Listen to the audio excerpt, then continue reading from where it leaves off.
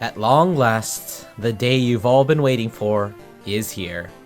So we are finally going to be doing another Maelstrom deck profile on the channel, as I'm sure so many of you are happy for. And I do have to mention that this is for set 11 and also kind of for set 12, because I don't really think there are any good cards in set 12 that change the deck or fix the deck. But I've already done this deck profile 2 times. If you want a little bit more in depth, you can go ahead and check out those videos. But I'm going to be going over some things, some of the new things mostly, and just kind of glossing over the things that I have already mentioned. Alright, so I guess I can start off with what I always do, is the relevancy in the meta. Personally, I don't think these sets are going to be too great for Maelstrom. The format has really sped up.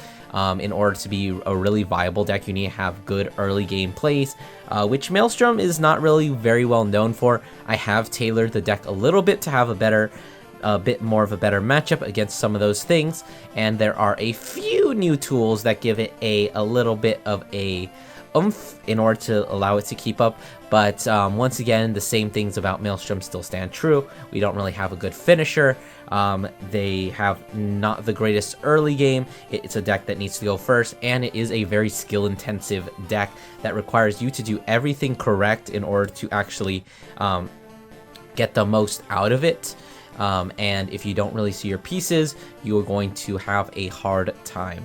I will say it does have a decent like Gandiva matchup, but things like Chronojet, which is a deck that a lot of people are sleeping on, but I think it's still going to be a really good deck. This deck does tend to struggle a lot against, because it does kind of grind, and when you're going up against a deck like Chronojet, you really do not want to be playing the grind game against them. But with that out of the way, let's go ahead and get to the profile itself.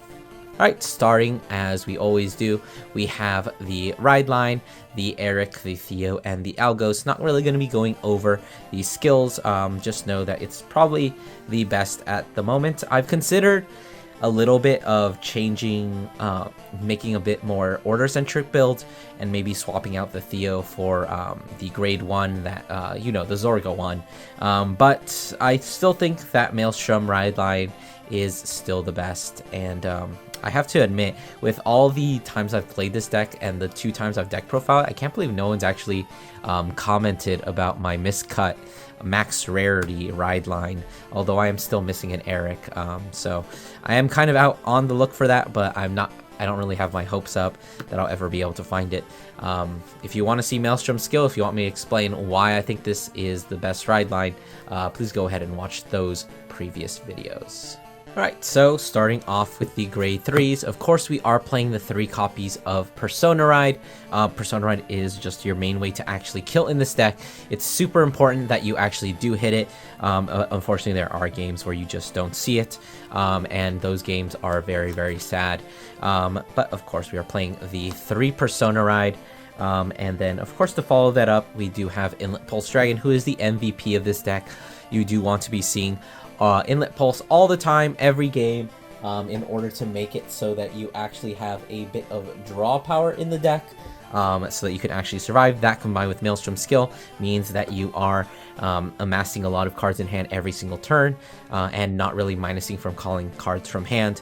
And to combo with the Inlet, we are playing the 1 copy of Florence. I believe we went over her in the last one. She is the grade 3 cycle card.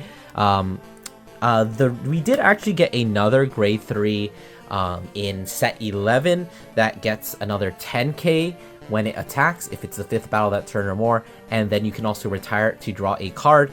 I tried that card out, but I realized pretty quickly that unfortunately that card is not really going to be a Florence replacement, for the sole fact that it is a vanilla card that does absolutely nothing unless you have Wheel Assault.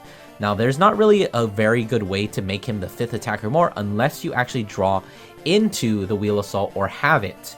And if you don't, then he is kind of just sitting there doing nothing. So I kind of replaced him. I put Florence back in because even if you don't have the Wheel Assault, she is still a 13k attacker that hits over defensives. And she does also have a bit more versatility. She's a little bit of shield if your opponent hits a trigger. She just has so much more versatility than having a card that is another draw, granted another copy of Inlet, but at the same time just becomes a liability whenever you can't proc it. It does kind of suck that there isn't a way to revive Florence in this deck, so other than the main way we usually get her out, which is of course the Forbid It All. We are just playing it to call out the Florence. We want to have a 5th copy of Inlet, and we want to be able to maximize it, so that's why we're playing the 1 copy of Florence. If she does go into the drop zone early in the game, you can always just call her back out with the Forbid It All. And speaking of Order Revival, we have actually toned down Judgment of the Storm to 2 copies. So I have mentioned previously that I think this card is a bit of a brick because it is another no shield value card. Pretty much all of these cards except for Florence are no shield value cards, and you want to minimize the amount of them you have in your hand in most cases. And with the addition of another card, actually playing 2 of your Judgment of the Storms has become just a little bit more consistent, and thanks to that little bit of consistency, I feel comfortable toting this back down to 2. I have mentioned before that like playing the 2nd copy is actually very, very good.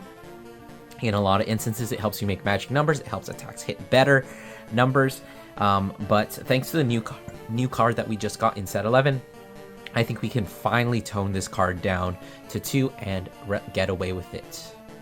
Alright, so next up in the grade 2 lineup is where a lot of things have actually changed a lot. So first of all, Tidal Assault is out. I really don't like that card, as I think I've mentioned in a few videos, and in is the promo card Flow Strike Brave Shooter. So I don't think we've actually seen her before, but she does have a continuous.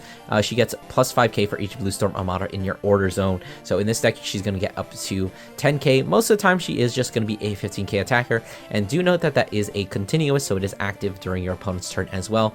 So they can't actually swing into it unboosted with just like a grade 2 or even a grade 3 that doesn't get any extra power. And then her other skill is that in the back row rearguard circle at the end of the battle, that a other rearguard in the same column as her attacks. If you have a Maelstrom Vanguard, you can counterblast one, choose one of your rearguards, and swap this unit's position with her. So she doesn't actually, most of the time she is going to be behind something, the thing in front of her is going to swing, and then you're going to counterblast one and swap their positions. But theoretically, if you were to swing with this and then swing with this, you could counterblast one and exchange these 2 units positions.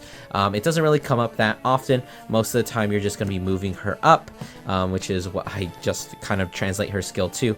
But she is just a much better Tidal Assault, because my main issue with Tidal Assault is that he swings under all the time. Sure, he has a skill to Soul Blast one and give Maelstrom 5k, but that's really his only good feature, other than the fact that he enables 4 attacks, and this card does effectively do the same thing. I would say another disadvantage to this card is that it is not an Aqua Force or a Tear Dragon, meaning that you can't search it off of the Maelstrom skill.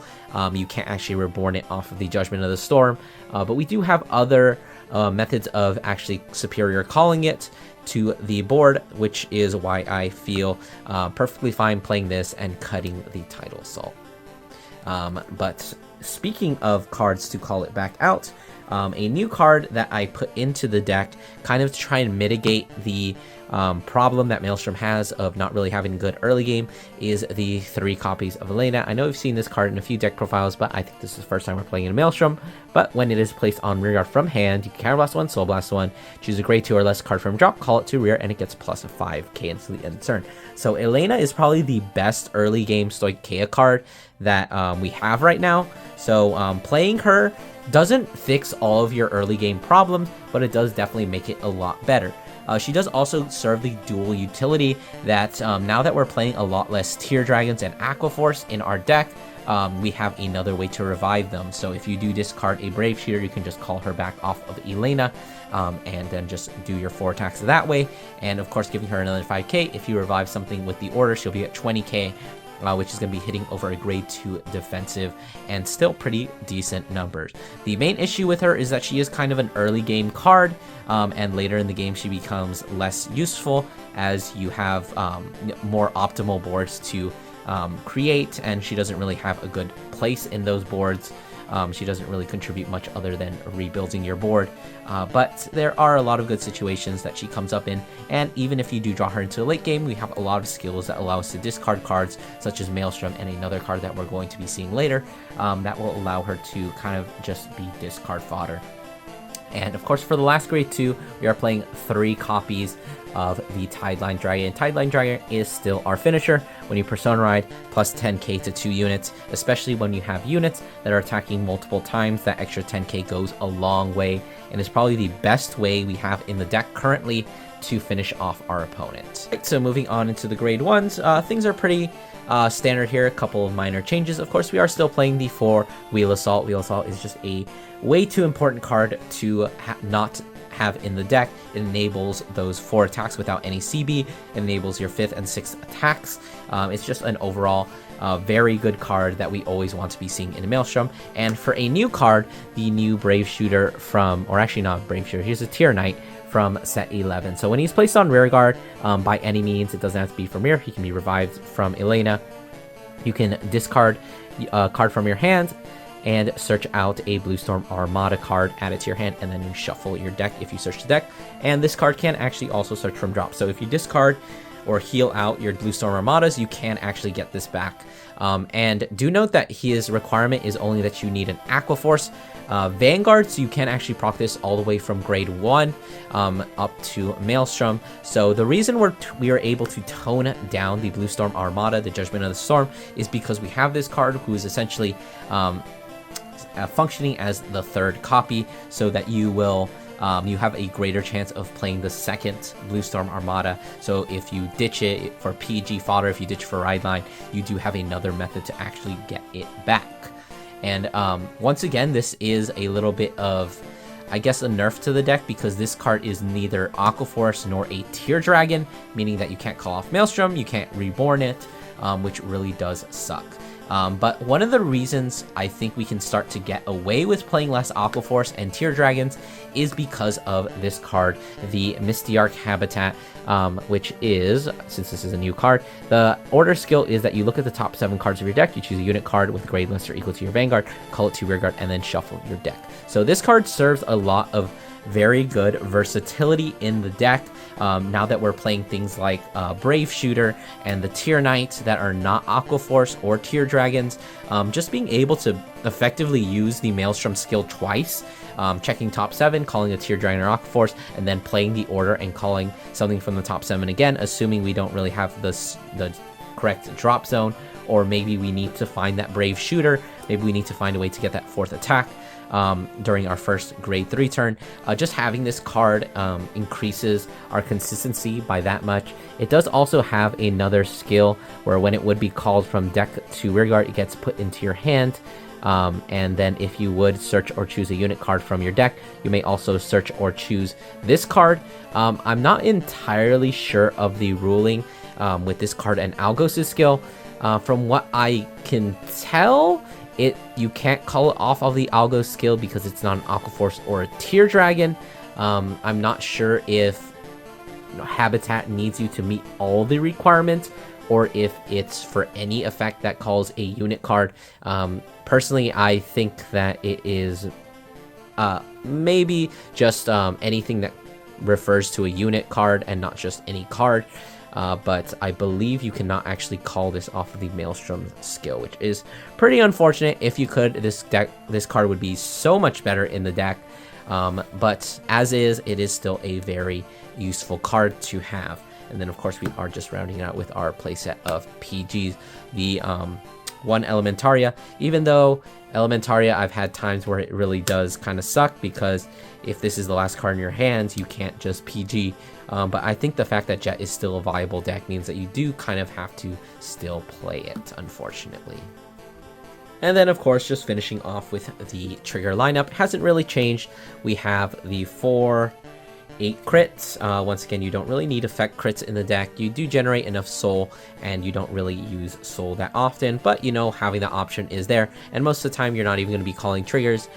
Do know, of course, always play this trigger in Maelstrom because it's a Tear Dragon, and something is always better than nothing, even if you do have to go minus 1-2 deck. If you are in a desperate situation where you need another attacker and you don't really have anything to commit from hand, it is better to have it than not. And then of course our 3 is just going to be the 3 draw triggers, finally all SP'd out along with most of the other deck. I'm getting really close to max raritying this deck, as I'm sure you've been noticing throughout the deck profiles. And then of course we do have the 4 heals, just vanilla heals because they are the most versatile and still I think personally the best. We're not in such a strong meta that we can actually afford to just play counter heals, or need to, I would say. And then of course Stoicheia OT is still just the best. Drawing 2, healing, front trigger, and then critical trigger is just way too good to pass up. If you would play something different, I would recommend blue OT for the deck. Don't even look at red OT. Your attack patterns are just kind of way too wonky to make it work. So yeah. Alright, so that is going to do it for the deck profile. Once again, I'm probably not going to do a quick test hand. Just note that the only main difference is that Elena gives you a little bit of an early game. And other than that, you have the 3 copies of the Blue Storm Armada card now that you have the grade 1. So continue to play the deck if you would like. It is still skill intensive. You need to know what you're doing. But I hope you guys enjoyed. Don't forget to do all those YouTube things. Like, comment, subscribe, and I'll see you guys in the next one.